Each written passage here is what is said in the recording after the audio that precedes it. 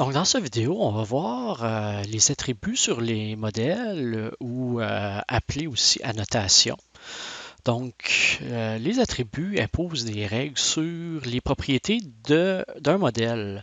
Ils sont aussi utilisés pour la validation de données et ils requièrent le namespace system.componentModels.data annotation. Puis, vous pouvez spécifier une annotation par ligne de code ou sur plusieurs sur une ligne, comme dans les exemples ici. Donc, on va voir les différents types d'attributs suivants. Min length et max length qui imposent une longueur à une chaîne de caractères. Range qui impose un minimum et un maximum à un nombre. Regular expression qui impose un modèle à une chaîne de caractères. Display assigne une étiquette à une propriété. Data type détermine comment sera affiché le résultat dans le furteur, par exemple un password ou un email. Et required, une valeur pour la propriété est obligatoire. Donc, tel que démontré ici sur notre modèle voyage qu'on a utilisé dans les derniers exercices, on est allé rajouter des attributs sur chacune des propriétés. Donc, pour Voyage ID, on est allé rajouter required et qui signifie ici comme quoi que Voyage ID est la clé de notre modèle. Pour Destination, on est allé mettre required et un maximum de 30 caractères. Description maximum de 500 caractères. Pour photo, on veut s'assurer que c'est un data type de type image URL. Disponible, on est allé changer le nom pour est disponible. Et puis finalement, on est allé rajouter une nouvelle propriété à notre modèle qui est prix, où est-ce qu'on veut que le prix soit compris entre 1 et 10 000 et de data type currency. Donc, pour voir les effets là, de ces annotations, ces attributs, on va générer la vue Edit. Donc, on va aller sur le contrôleur, sur la méthode Edit, Add View, et on va choisir Edit, et on va choisir Voyage, et Ajouter. Donc, la vue Edit a été créée. Et puis, cette fois-ci, on peut voir que certains balises div ont des tags helper qui ont des noms qui apparentent à la validation. On va les regarder plus en détail.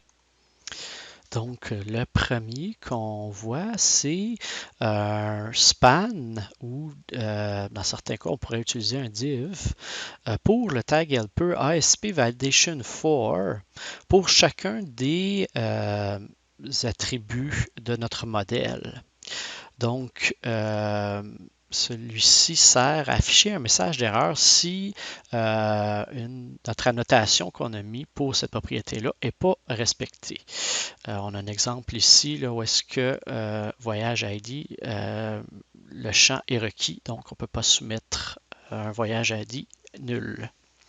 Le deuxième qu'on voit, c'est le tag helper ASP Validation Summary qui permet de faire un sommaire des messages de validation. Donc,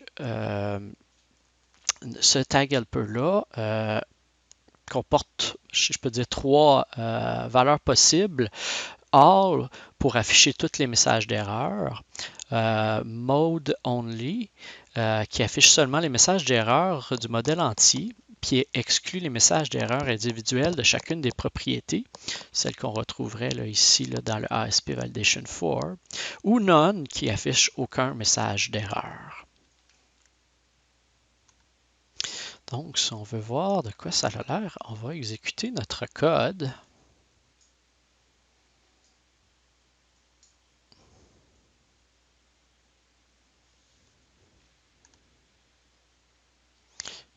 aller sur Edit, je tiens à dire que l'index avait déjà été changé. Donc, à titre d'exemple, ici, si on enlève, dans le fond, tout simplement, notre voyage ID et qu'on sauve, dans ce cas-ci, on va avoir un the value is invalid. Même chose là, si on enlève le prix ou si on met une valeur plus grande que 10 000. Ça va nous indiquer le message en question. Il est possible aussi de spécifier les messages d'erreur, comme à titre d'exemple, ici dans les attributs, on peut rajouter entre parenthèses error message et le message qu'on veut avoir. Donc, si on met en pratique, on va mettre error message. Le champ est obligatoire pour voyage ID. Donc, on devrait pu avoir un message en anglais. Et puis, dans le fond, on va faire la même chose là, pour notre destination. Donc, si on va voir le résultat, on va aller sur Edit. Et puis, on va effacer les valeurs. Puis, on voit que le nom a été changé pour celui qu'on a mis dans les attributs de notre modèle. On va aussi essayer de changer ici pour notre ISP Validation Summary. On va mettre All pour voir la différence.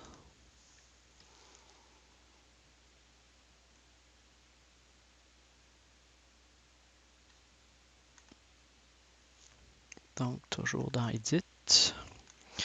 Donc, si on enlève encore les deux mêmes, vous voyez qu'on a un sommaire au début, dans le fond, des champs. Donc, c'est important d'être un peu plus spécifique dans notre message. On aurait pu écrire voyage ID est un champ obligatoire, puis destination est un champ obligatoire. Comme ça aurait pu être significatif si on veut utiliser un sommaire. Maintenant qu'on a vu comment valider l'intégrité au niveau de la vue, on va voir comment le faire au niveau du contrôleur. Donc, une fois que le formulaire est soumis, il est possible de vérifier le respect des annotations dans l'action POST avec la propriété isValid de l'objet ModelState. Donc, cette propriété là retourne true ou false selon les règles de validation définies dans le modèle. Donc, afin de faire, dans le fond, un résultat qui ne suit pas le modèle, j'étais pas capable avec les validations des tag helpers. Donc, j'ai fait une page avec des HTML helpers qui, dans leur cas, ils ont aussi la validation, mais on va être capable d'aller à la méthode POST du contrôleur afin de pouvoir rajouter notre condition if model state is valid. Dans ce cas-ci, on retourne à la page d'index. Sinon, on retourne à notre vue. Vous remarquerez dans ce cas-ci que je n'ai pas fait, dans le fond, le code pour changer le contenu de notre voyage. C'était juste pour tester là, nos validations. Donc, si on va voir...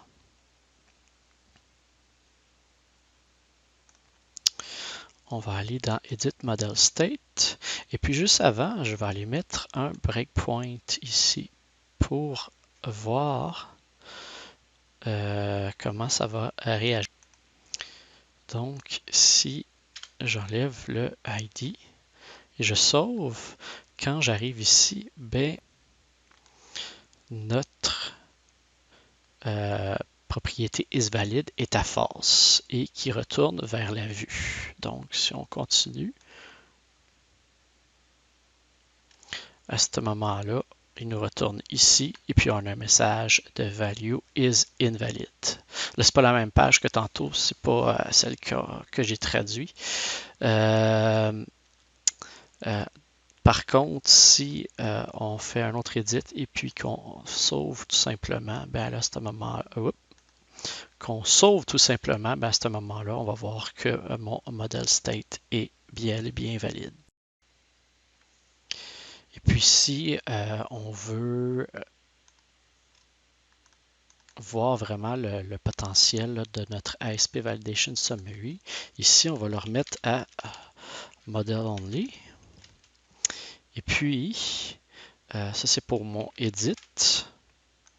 Donc ici pour mon edit, j'ai quand même mis mon model state is valid, mais on veut vérifier une condition autre que celles qui sont dans les annotations. À titre d'exemple, si mon ID de voyage est égal à 0, à ce moment-là, on veut faire afficher un message d'erreur comme quoi que 0 n'est pas une valeur valide et on veut retourner le tout à la vue. Donc,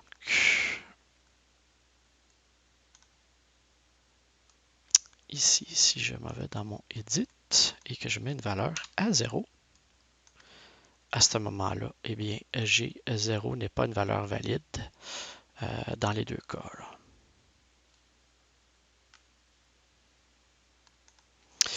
Donc, en résumé, mon model state est une propriété d'un contrôleur et peut être accédé à partir des classes héritant de système web MVC controller.